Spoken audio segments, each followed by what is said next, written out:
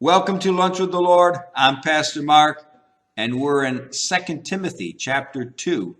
We're continuing verse 22 this lesson, but before we begin, Jeremiah 15:16. Thy words were found, and I did eat them, and thy word was unto me the joy and the rejoicing of my heart. Now, as we saw last lesson, the first part of verse 22, he says, flee also youthful lust.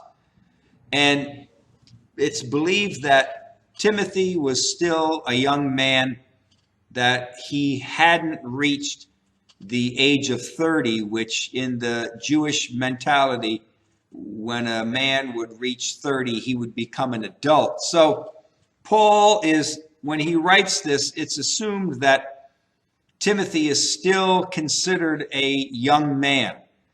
He hasn't reached adulthood yet. But could he have?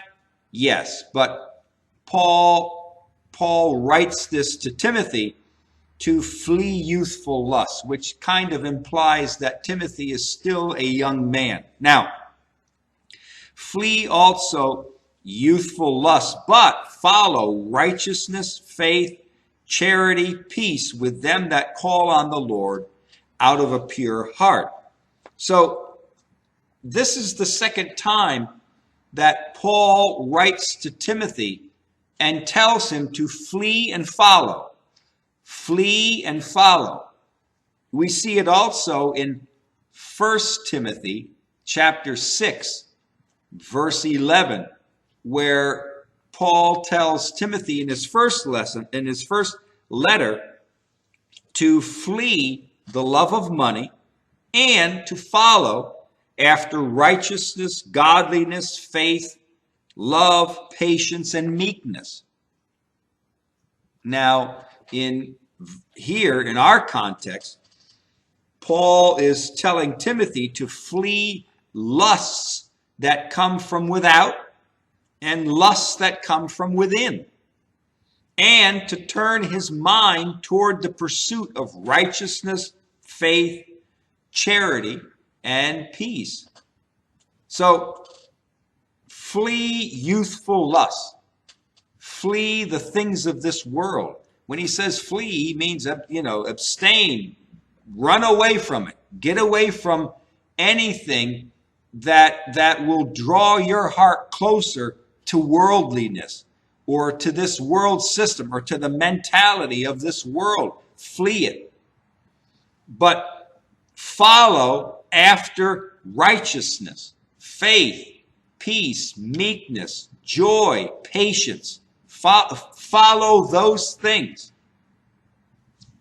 Now, this same principle of flee and follow can be seen in 1 Peter chapter 3, verses 1 through 4, where Peter writes to the wives, writes to these wives, and he tells them that do not put an overemphasis on your outward appearance. The women that he's writing to in his letter, they were adorning themselves with jewels and with clothings and things like that were a little extravagant, and they were putting an emphasis on their outward adornment and relating it to their relationship with Christ. And Peter says, you got it all wrong. You got it all wrong. Put the emphasis on the inward man.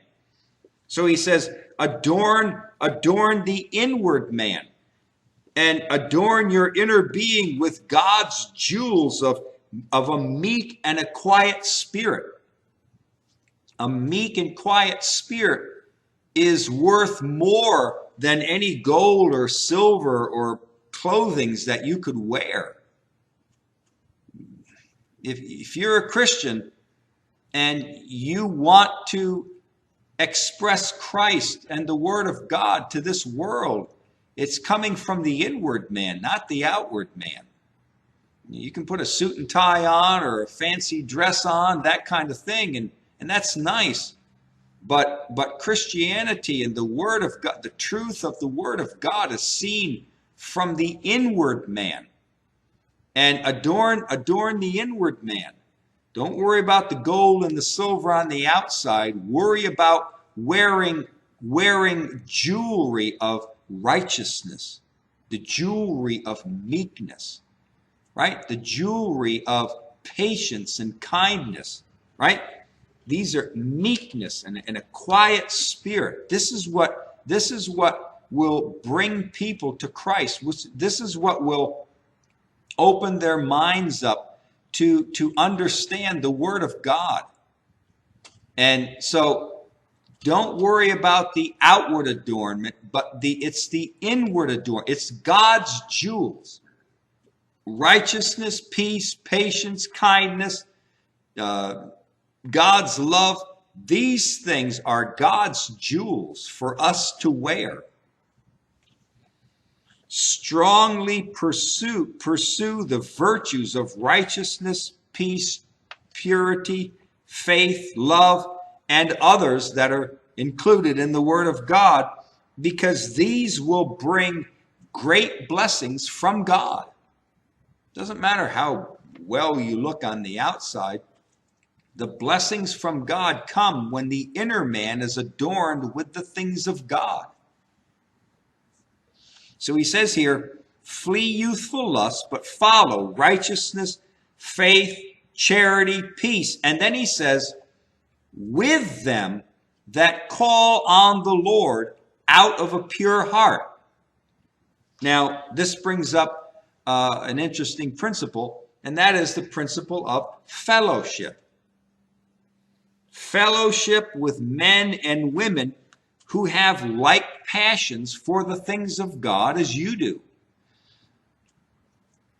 In fact, it would be better if we fellowshiped with people who have more of a passion for the things of God, because it would encourage us to seek them even more. In Proverbs 27, verse 17, iron sharpens iron. Iron sharpens iron. And in 2 Corinthians chapter 6, verse 14, where the principle of don't be unequally yoked with your mate, with your husband or your wife. Don't marry someone that's not a Christian, right? The principle is also true not to be unequally yoked with Christians who are not pursuing the things of God as strongly as you are. Don't be unequally yoked with weak Christians, Christians who have no desire of going forward with God. This doesn't mean you can't talk with them. It doesn't mean you can't minister to them or be available to them. But when it comes to choosing who you want to be close to spiritually, you should shy away from weak Christians. And you can sense them. You can sense Christians who want to go forward with God, who want to grow, and Christians who are lackadaisical and they don't want any more of God than what they have. You know, things interest them once in a while, but generally they've made a decision. They're satisfied with where they are in God, and therefore they don't want any more. You need to choose who you want to be around. Choose the Christians that you want to have fellowship with. And that principle is true. Don't be unequally yoked with a Christian who is weak and wants to be weak, or wants to stay that way. Choose Christians who are strong in prayer, strong in the Word of God, that you can fellowship with and receive good godly counsel. Choose Christian friends that you want to be with. If they're stronger than you and maybe you feel humbled by being around them, good. Maybe it'll encourage you to want to be a strong prayer warrior like they are. You may feel a little intimidated by somebody in your church or somebody you know that studies the Bible a lot. That's fine, man. That'll encourage you to want to study more, encourage you to want to win souls more or to pray more. It's good to be around them. Don't shy away from them. But let their life, let their walk with God minister to you. Choose those people as your friends. So he says here, flee youthful lusts, but follow righteousness.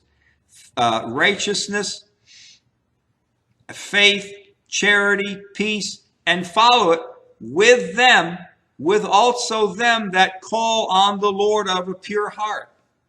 Follow it with other Christians as other Christians are following these precious jewels of God, the righteousness, faith, and charity, and peace. Follow them. Go along with them and team up with them and follow righteousness with them as they follow righteous. Follow the prayer, strong prayer, as they follow strong prayer. It's important who we fellowship with. It's important who we choose to be around. Why? Because it will affect our walk with God.